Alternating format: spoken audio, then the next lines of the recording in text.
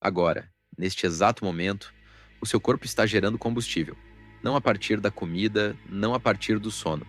Algo mais antigo, mais concentrado do que qualquer coisa que um laboratório já produziu. Todas as grandes civilizações sabiam disso. Os gregos chamavam de pneuma, os indianos chamavam de ojas, os mestres chineses chamavam de chi, nomes diferentes, mas a mesma coisa. E todos diziam exatamente o mesmo. Essa energia pode se transformar em riqueza, pode se transformar em poder, pode se transformar naquele tipo de presença que faz as pessoas pararem e prestarem atenção quando você entra em um lugar. Mas a maioria das pessoas nunca chega nesse nível.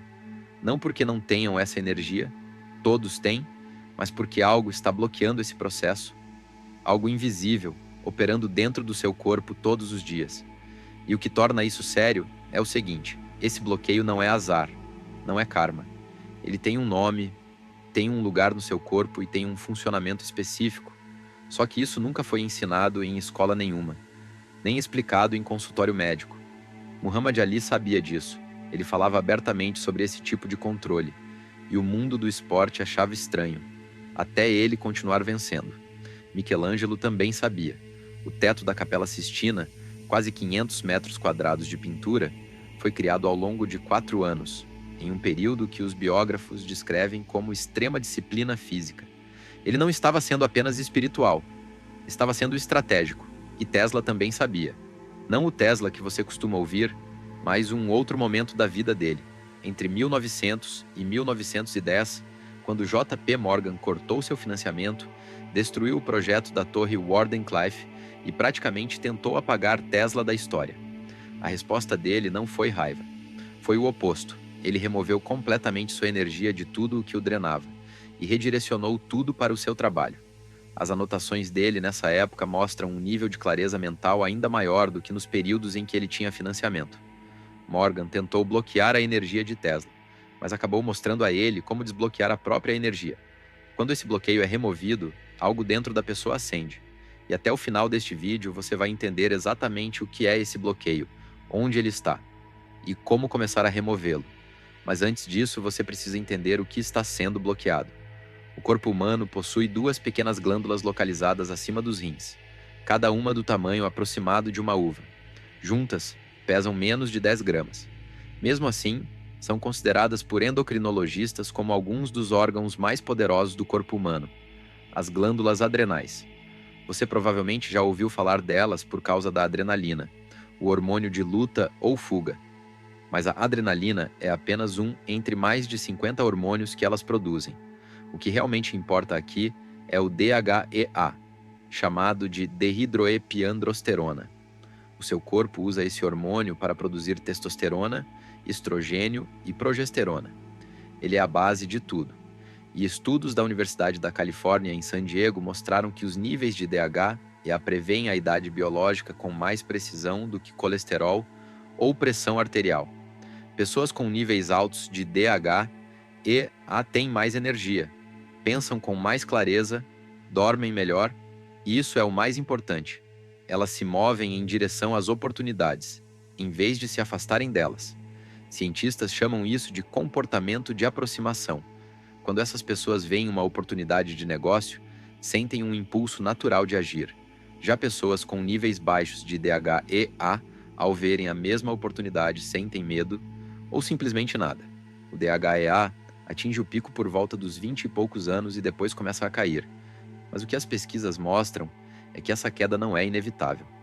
Os médicos ayurvédicos da Índia antiga já falavam exatamente sobre isso há milhares de anos. Eles chamavam essa energia de ojas. E eram claros, o ojas não diminui com a idade, ele diminui com vazamento. Eles identificaram 8 tipos de vazamento dessa energia. A neurociência moderna confirmou esses mesmos padrões, só que com outros nomes. As antigas escolas de mistério da Grécia, como a de Eleusis, frequentadas por Platão, Aristóteles e Cícero, ensinavam algo chamado economia do pneuma. A ideia era simples. Todo ser humano nasce com uma força vital. O que define a sua vida não é o quanto você começa, mas o quanto você consegue manter dessa energia, em vez de desperdiçar. Aqueles que passavam por esses ensinamentos saíam transformados. Testemunhas diziam que eles pareciam outras pessoas, mais presentes, mais vivos, mais magnéticos. O que exatamente eles aprendiam lá dentro nunca foi totalmente revelado. Os iniciados juravam segredos sob pena de morte, mas os fragmentos que sobreviveram apontam sempre para essa mesma ideia. O maior poder que um ser humano possui é o poder de gerar. E esse poder pode criar uma nova vida, ou uma nova realidade. Para onde você direciona essa energia, define tudo. A sua energia sexual existe dentro do seu corpo como água atrás de uma represa. Quando a represa segura, a pressão aumenta. Essa pressão se transforma em criatividade, vitalidade física e um tipo de presença que as pessoas sentem quando estão perto de você. Mas quando a represa vaza, essa pressão se perde, e a força que deveria estar impulsionando a sua vida começa a desaparecer. E o mais curioso é que o vazamento mais perigoso não é o que você imagina. O vazamento mais perigoso não é a atividade sexual, não é a alimentação, não é o sono. É algo que está acontecendo agora no seu sistema nervoso, abaixo do nível da sua consciência. O nervo vago, a maioria das pessoas já ouviu falar dele, mas quase ninguém sabe o que ele realmente faz. Ele é o nervo mais longo do seu corpo, saindo da base do cérebro, passando pelo pescoço, pelo peito, atravessando o diafragma até chegar ao intestino. Ele conecta o cérebro ao sistema digestivo, ao coração, aos pulmões e aos órgãos reprodutivos. E aqui está o ponto que muda tudo. Cerca de 80% dos sinais desse nervo vão do corpo para o cérebro, e não o contrário. Ou seja, o seu intestino, o seu coração, o seu sistema reprodutivo estão o tempo todo enviando informações para o seu cérebro, dizendo como está o estado do seu corpo. E o seu cérebro toma decisões com base nisso. Se ele vai criar, ou se vai apenas se proteger, se vai sentir abundância ou escassez. Quando o nervo vago funciona bem, o que chamamos de alto tônus vagal, essa comunicação é limpa. O cérebro recebe informações reais, toma boas decisões e a pessoa se sente calma, criativa, aberta. As oportunidades parecem oportunidades, mas quando o nervo vago está prejudicado, baixo tônus vagal, o cérebro recebe um fluxo constante de sinais de ameaça e reage da única forma que sabe, entrando em modo de sobrevivência. O cortisol sobe, e o cortisol é o oposto direto do sistema que gera riqueza no seu corpo. Quando o cortisol está alto, o DHEA cai, a testosterona cai e as partes criativas e expansivas do cérebro se desligam. As partes defensivas e cheias de medo assumem o controle. E aqui está o ponto mais importante. Você não consegue estar em modo de estresse e em modo de criação ao mesmo tempo. É o mesmo botão. Quando um liga, o outro desliga. Muhammad Ali entendia isso. Antes das lutas, o treinador dele, Angelo Dundee, descrevia o estado dele como um silêncio absoluto. Sem festas, sem estímulos, sem nada que aumentasse o estresse. Ele estava protegendo o funcionamento do seu sistema nervoso, mantendo o cortisol baixo, acumulando energia. Quando ele entrava no ringue, não era apenas um homem lutando, era uma força acumulada. Agora a pergunta é: o que está prejudicando o nervo vago? O que está mantendo a maioria das pessoas presa nesse estado constante de estresse?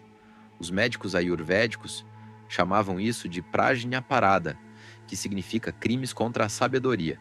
São ações que a pessoa sabe que fazem mal, mas continua fazendo mesmo assim. E isso acontece por 4 caminhos principais. O sistema nervoso humano foi criado em um ambiente de silêncio relativo: vento, água, animais, vozes humanas. O cérebro foi preparado para esse nível de estímulo. Hoje, uma pessoa comum consome cerca de 74 gigabytes de informação por dia, mais do que alguém na Idade Média consumia na vida inteira. E o cérebro não sabe diferenciar informação de ameaça. Cada notificação, cada notícia negativa, cada discussão na internet, tudo isso é interpretado como perigo. O resultado é um gotejamento constante de cortisol o dia inteiro. Agora pensa, quando foi a última vez que você se sentiu realmente calmo? Não cansado, calmo de verdade. Para muita gente essa sensação aconteceu há anos e algumas pessoas nem conseguem lembrar. Isso não é personalidade, é um sistema nervoso que ficou tanto tempo em alerta, que esqueceu como é o estado natural. A sua energia de criação não desapareceu, ela está sendo abafada por sinais que o seu corpo interpreta como perigo o tempo todo. Balzac, um dos maiores escritores da história, escreveu mais de 90 romances. E nos diários dele, ele falava sobre algo que chamava de conservação da energia vital. Ele trabalhava por longos períodos intensos, 18, 20 horas seguidas, e depois parava completamente. Ficava dias, às vezes semanas, em silêncio, comendo simples, caminhando, sem excessos. As pessoas achavam ele difícil. Os editores achavam ele instável. Mas Balzac tinha entendido algo que a cultura moderna esqueceu. O corpo não diferencia uma emergência física de uma emergência psicológica. Um prazo apertado, uma preocupação financeira, uma discussão mal resolvida, tudo isso ativa exatamente a mesma resposta de estresse que uma ameaça real. A maioria das pessoas hoje vive em um estado constante de emergência psicológica. Sempre existe um prazo, sempre existe uma pressão, sempre existe algo mal resolvido. E o corpo responde exatamente como foi programado para responder. Sistema de sobrevivência ligado, sistema de criação desligado. Os períodos de descanso de Balzac não eram preguiça. Eram uma forma de liberar o excesso de cortisol, limpar o sistema, para que a força criativa pudesse voltar a fluir. E é exatamente aqui que a maioria das pessoas continua presa, sem nem perceber. Porque você pode entender tudo isso, pode até concordar, mas se não souber como aplicar isso no dia a dia, nada muda. O padrão continua. O estado de emergência continua. E o seu corpo segue preso nesse ciclo de estresse, drenando energia todos os dias, sem nunca entrar no modo de criação. Foi por isso que esse tipo de conhecimento, que antes estava escondido em ensinamentos antigos, precisou ser traduzido, simplificado e organizado de uma forma que qualquer pessoa consiga usar na prática. E é exatamente isso que você encontra no livro Seu Eu Superior, que está no primeiro comentário fixado. Esse não é apenas mais um conteúdo, é um guia direto que pega esses princípios ancestrais, usados por civilizações antigas para controlar a própria energia, e transforma tudo em um passo a passo simples. Claro, aplicável, para que você comece a sair desse estado de sobrevivência e entre, de verdade, em um estado de criação. Se você sente que a sua vida está travada, que o dinheiro não flui, que os relacionamentos não se sustentam, que a sua energia parece sempre baixa, entenda uma coisa, isso não é falta de esforço, é o seu sistema interno funcionando no modo errado, com vazamentos constantes e uma programação inconsciente te puxando para baixo. E o livro mostra exatamente como resolver isso, como fechar esses vazamentos, como reorganizar o seu estado interno e, principalmente, como usar essa energia da forma certa para começar a manifestar o que você deseja. Porque sim, o livro Seu Eu Superior reúne conhecimentos antigos que foram usados por séculos para manipular essa energia interna e transformá-la em resultado real.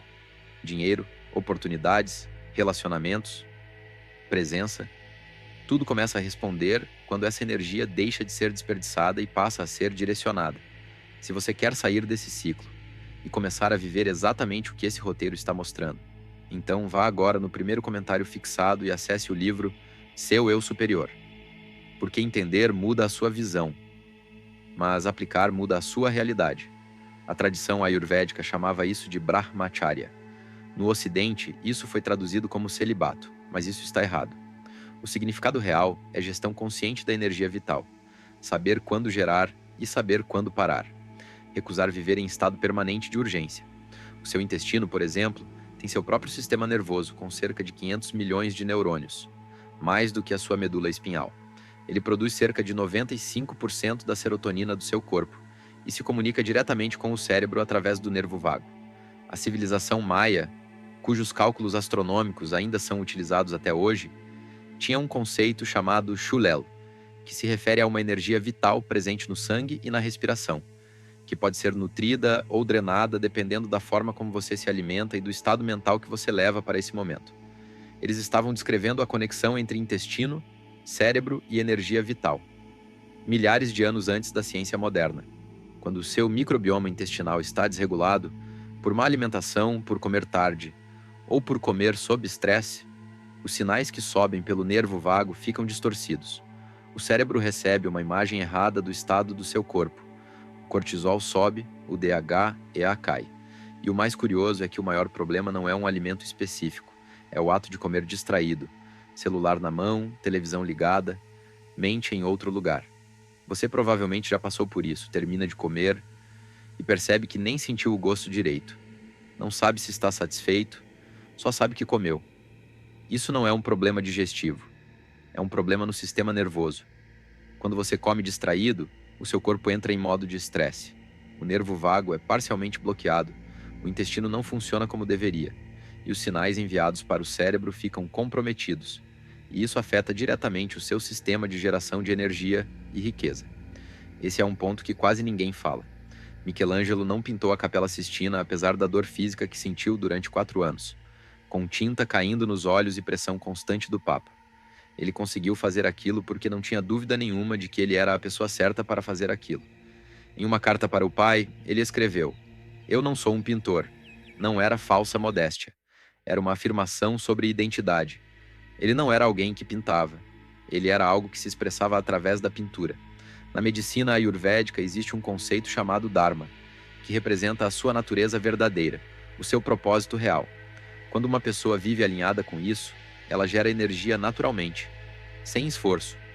Mas quando vive contra isso, no trabalho errado, no relacionamento errado, na vida errada, ela perde energia em um ritmo que nenhuma prática consegue compensar.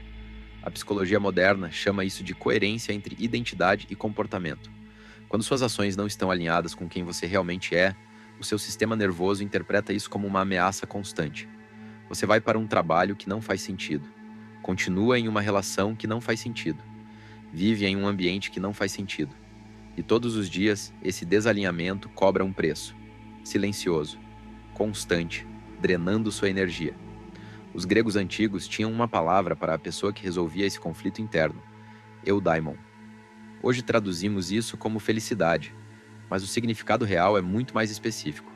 É alguém cuja energia interna flui livremente, sem bloqueios. É isso que você está começando a entender aqui. E tudo o que foi explicado até agora se aplica igualmente a homens e mulheres. O nervo vago, o DHEA, os 4 caminhos de vazamento, tudo isso é igual para homens e mulheres. Mesma biologia, mesmo mecanismo. Mas existe um 5º caminho, que afeta quase exclusivamente as mulheres, e pode ser o mais prejudicial de todos. Nos homens, a energia sexual costuma seguir um ciclo de cerca de 7 dias. Ela vai se acumulando aos poucos, atinge um pico por volta do 7º dia e depois reinicia. É um padrão mais linear, mais previsível. Já nas mulheres, o sistema é completamente diferente e muito mais sofisticado. O ciclo hormonal feminino dura em média 28 dias. E dentro desse ciclo, existem 4 fases hormonais distintas. Cada uma gera um tipo de energia diferente, com capacidades cognitivas diferentes, níveis de criatividade diferentes e até uma relação diferente com dinheiro, risco e oportunidades. A tradição ayurvédica já descrevia isso em detalhes há milhares de anos. Eles chamavam essas fases de diferentes expressões de Shakti, a força criativa feminina. Cada fase tem características próprias, atividades mais adequadas, momentos de criar, de organizar, de colher e de descansar. A ciência moderna confirmou esse padrão. Na fase folicular, logo após a menstruação, o estrogênio começa a subir.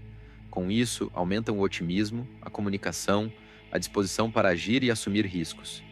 Esse é o momento de maior energia criativa. O DH. A começa a subir e o sistema nervoso está mais equilibrado. Na ovulação, o estrogênio atinge o pico.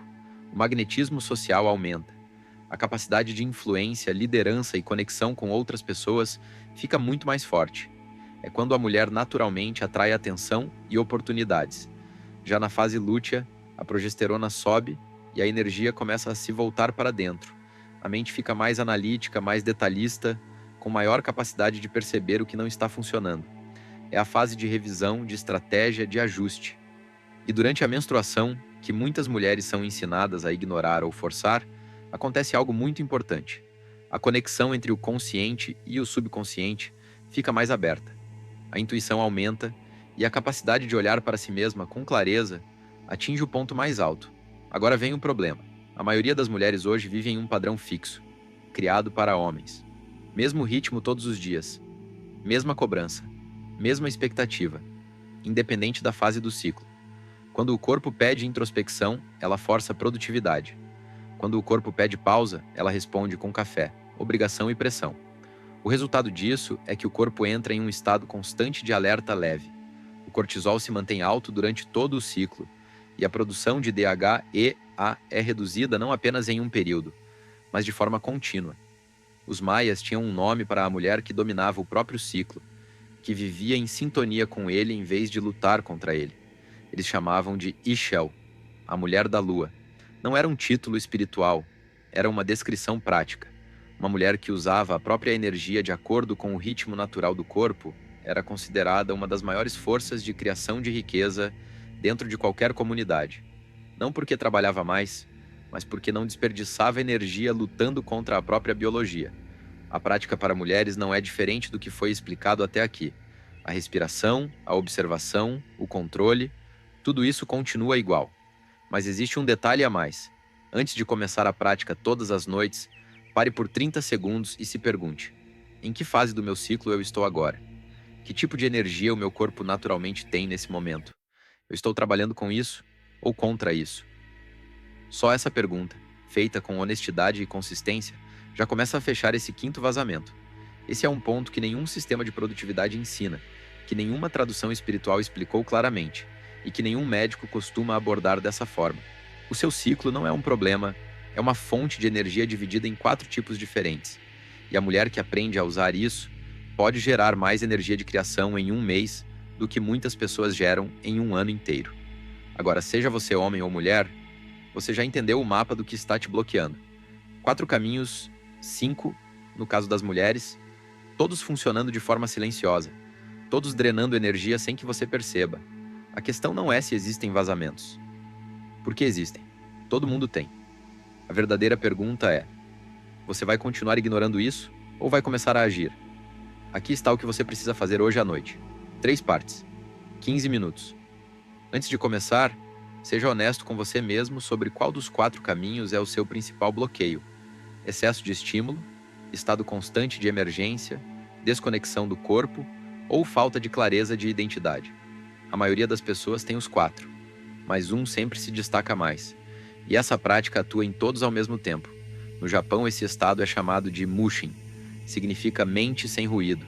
Não é vazio, é um tipo específico de atenção. Uma presença aberta, onde o barulho desaparece, o estresse é liberado, o corpo se reconecta e a identidade fica clara. Os samurais passavam anos treinando isso, mestres do chá e artistas também. E tudo isso vem de uma prática antiga chamada misogi, um tipo de purificação interna. Em 2012, pesquisadores da Universidade de Pavia confirmaram o mecanismo por trás disso. A respiração lenta aumenta diretamente o funcionamento do nervo vago. Sente-se com a coluna ereta e respire 6 vezes por minuto. 5 segundos inspirando, 5 segundos soltando o ar. Sem pausa. Apenas um ciclo constante e lento. Esse ritmo não é aleatório. Ele é a frequência natural do sistema cardiovascular. Nesse ponto, a variabilidade da frequência cardíaca atinge o máximo.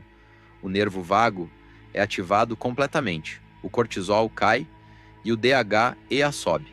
Faça isso por 10 minutos. Você vai sentir a mudança por volta do 3º minuto, um calor no peito, os pensamentos desacelerando e uma presença diferente, mais alerta, mais viva, não menos.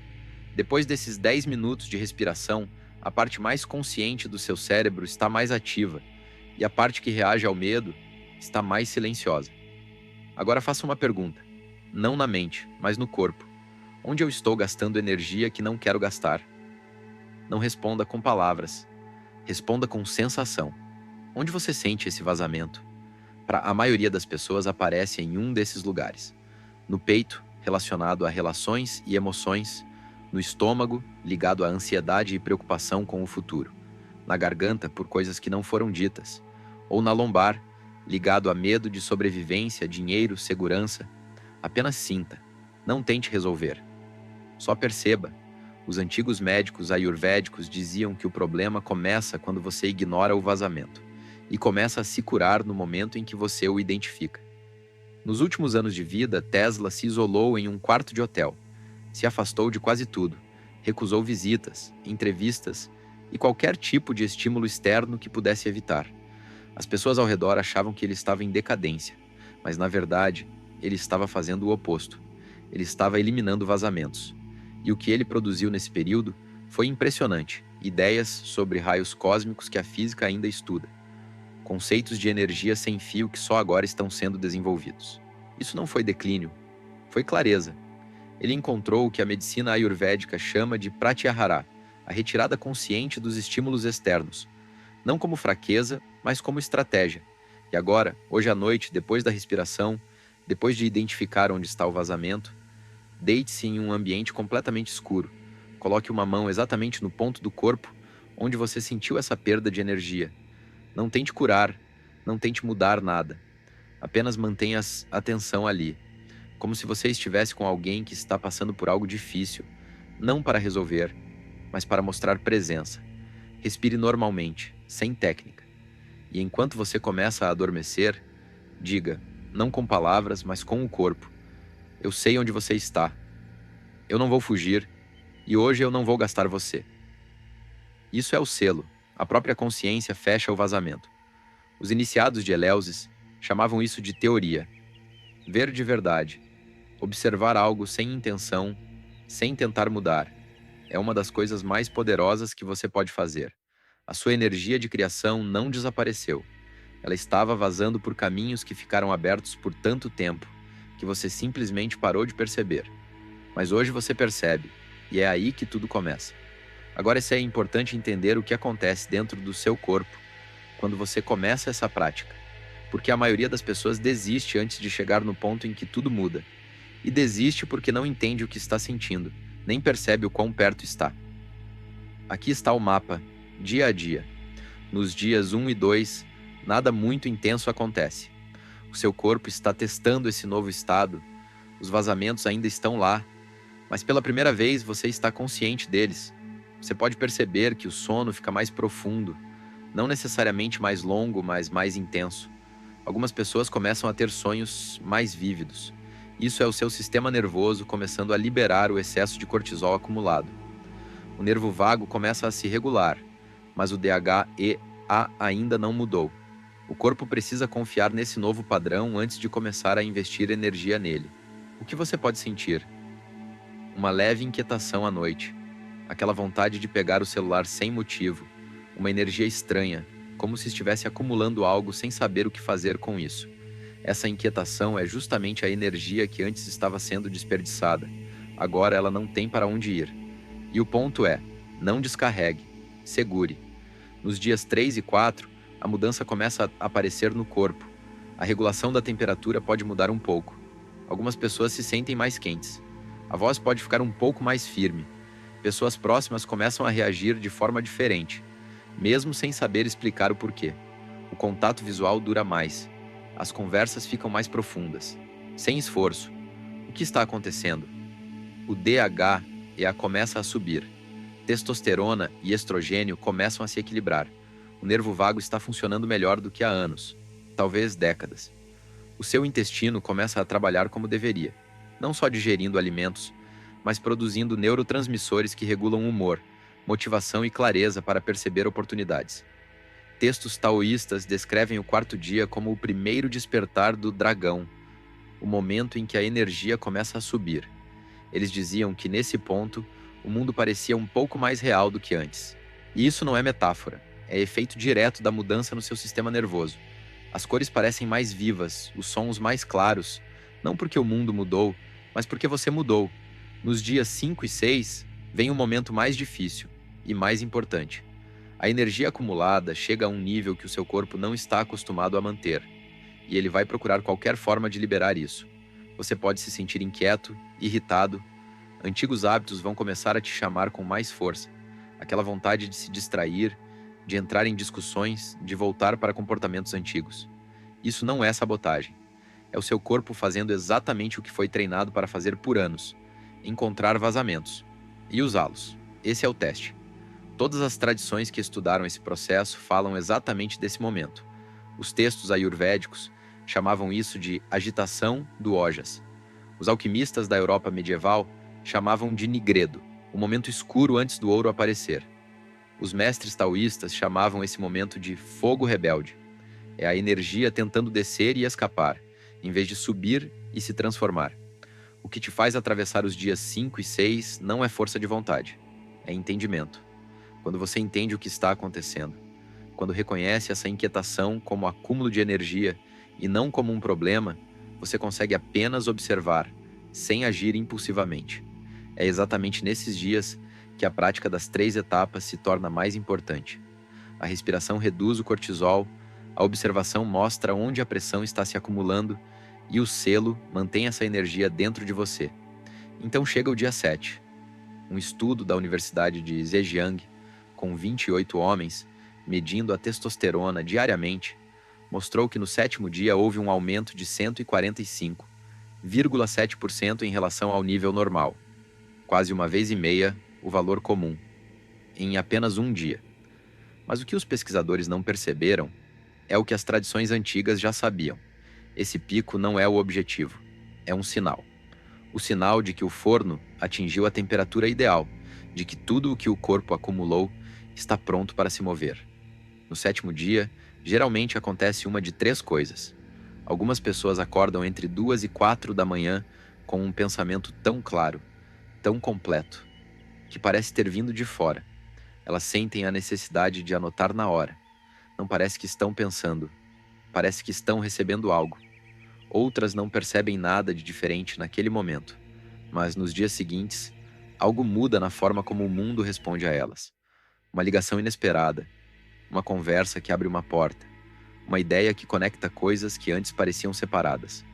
A medicina chinesa chama isso de o momento em que o alinhamento interno gera sincronicidade externa. E algumas pessoas sentem isso fisicamente, como um calor ou uma vibração subindo da base da coluna para cima. As tradições antigas descrevem isso com muitos detalhes. A neurociência moderna explicaria como o sistema nervoso entrando em um estado de coerência total, onde todos os sistemas do corpo começam a trabalhar na mesma direção. Não importa como isso aparece para você, como um insight, uma sincronicidade ou uma sensação física, é a mesma coisa acontecendo. O seu sistema de criação de riqueza sendo ativado completamente. Não pela primeira vez, mas pela primeira vez sem interferência. E depois do 7º dia, você não para. O poder dessa prática não está em um único ciclo, mas no que os taoístas chamavam de acumular ciclos. Fazer um ciclo atrás do outro, cada um fortalecendo o anterior. O nível base sobe, os canais ficam mais limpos. E a conversão de energia se torna mais eficiente. Depois de 2 ciclos, cerca de 14 dias, as pessoas ao seu redor começam a perceber algo diferente em você, mesmo sem saber explicar. Sua presença muda. Depois de 4 ciclos, cerca de 28 dias, você mesmo já percebe que a qualidade dos seus pensamentos mudou completamente. Ideias que antes pareciam impossíveis começam a parecer óbvias. Oportunidades que pareciam distantes passam a fazer sentido. Depois de 13 ciclos, cerca de 90 dias, você constrói algo que nenhuma circunstância externa consegue tirar facilmente de você.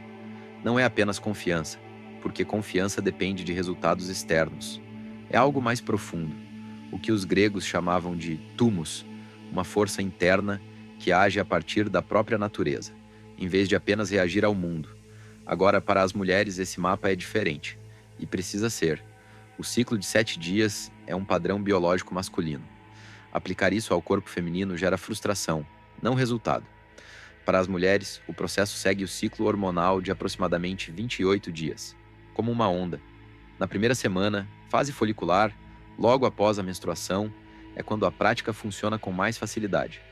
O estrogênio está subindo, o sistema nervoso está mais equilibrado e a respiração flui com mais naturalidade.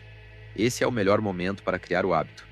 Manter consistência e permitir que o corpo aprenda esse novo padrão sem resistência.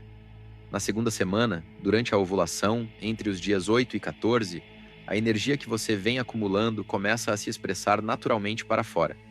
Esse é o período em que os resultados externos aparecem.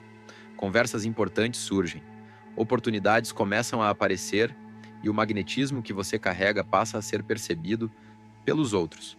Aqui você não deve segurar essa energia, deve permitir que ela flua. Esse é o movimento natural dessa fase.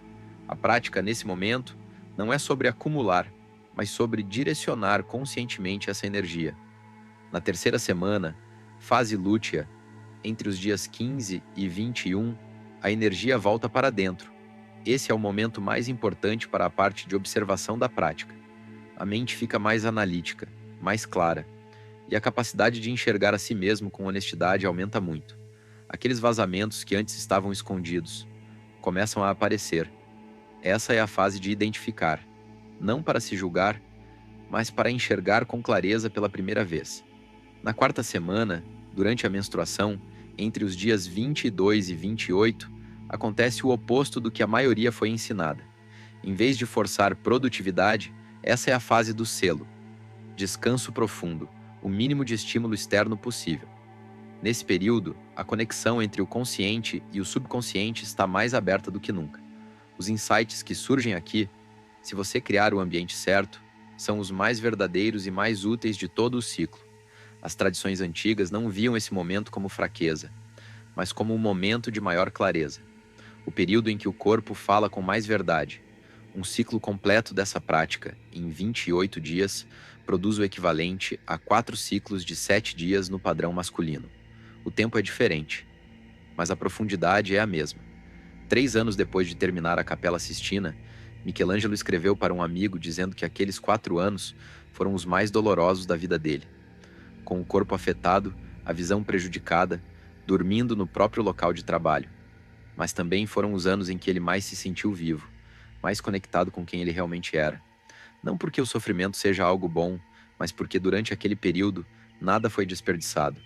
Cada unidade de energia, cada parte da força vital foi direcionada para um único propósito. E aquela obra continua lá até hoje, mais de 500 anos depois. A mesma força que guiou a mão de Michelangelo existe dentro de você. A mesma energia que sustentou Muhammad Ali, que impulsionou Tesla mesmo quando ele estava sozinho e sem recursos, está em você agora. Sempre esteve. A única questão é, quanto dessa energia está sendo desperdiçada em caminhos que você ainda não percebeu? Hoje você percebeu. Agora você sabe, e isso já muda tudo.